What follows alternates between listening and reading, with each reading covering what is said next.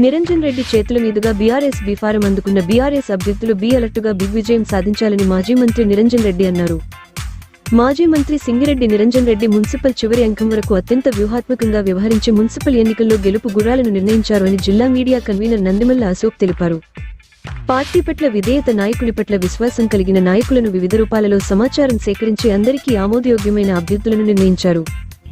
విశాల ప్రయోజనాలు దృష్టిలో పెట్టుకుని మిత్రపక్షమైన సిపిఎం పార్టీకి 2 సీట్లు కేటాయించి ప్రజా సమస్యల పట్ల స్పందించే సిపిఎం పార్టీ పట్ల తన ఉదారతను చాటుకున్నారు అని అశోక్ తెలిపారు.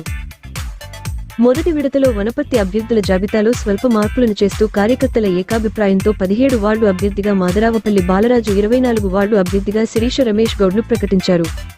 ఎంబీబీఎస్ అభ్యర్థికి టికెట్ కేటాయింపు పెబ్బేరు మున్సిపల్ 4 వార్డు అభ్యర్థిగా పి పవిత్ర అనే విద్యార్థిని ప్రకటించి నిరంజన్ రెడ్డి నూతన ఒరవడికి శ్రీకారం చుట్టారు. నాయకుల చుట్టూ తిరిగి నాయకులకు ప్రాధాన్యతతో పాటు నిజంగా ప్రజలలో ఉండే క్రియాశీలకు నాయకులకు ఏరికోరి నిరంజన్ రెడ్డి అభ్యర్థులుగా నిర్ణయించడంతో పార్టీ శ్రేణులు హర్షాతిరేకాలు వ్యక్తం చేస్తున్నాయని అశోక్ తెలిపారు.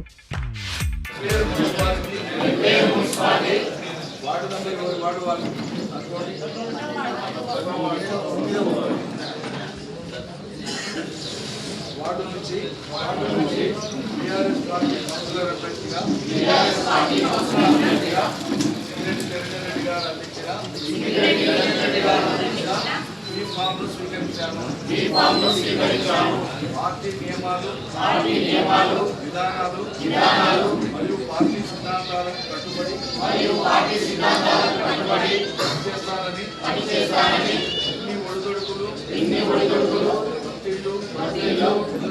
ఎదురైనా పార్టీని వీడనని పార్టీ ఆదేశాల మేరకు నడుచుకుంటానని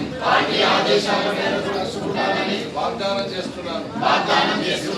నా వార్డు అభివృద్ధి కోసం నిరంతరం కృషి చేస్తాను.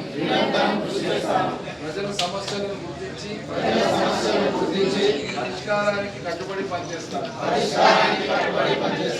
పార్టీ ప్రతిష్టను కాపాడుతూ